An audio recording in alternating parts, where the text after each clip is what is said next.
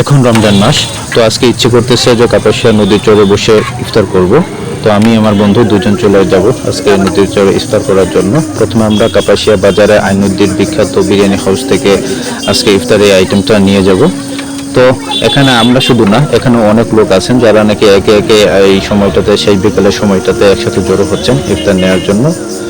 তো সেখান থেকে আমরা চলে আসলাম খেয়া ঘাট পার। এখান থেকে পার হয়ে নৌকাতে পার হয়ে ওই যে ওই পাশে দেখা যাচ্ছে নদীর ওই পাশটাতে চলে যাব, চরের পাশে চলে যাব।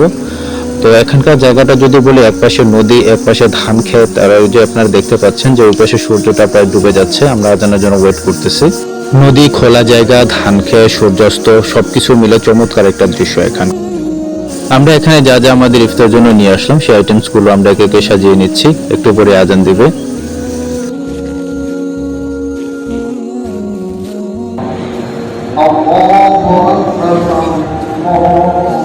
আজান শুরু হয়ে গেছে, আমরা এখন ইফতার করব।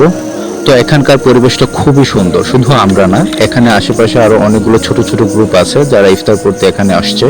চরে বসে নদীর পাশে এরকম একটা সুন্দর জায়গায় ইফতার করতে গেলে সত্যি খুবই ভালো লাগে। আর আজকে পূর্ণিমার সময়টা, তো একটু পরে অবশ্যই চাঁদ উঠে যাবে। তো বুঝতেই তো পারতেছেন কত সুন্দর একটা দৃশ্য হবে।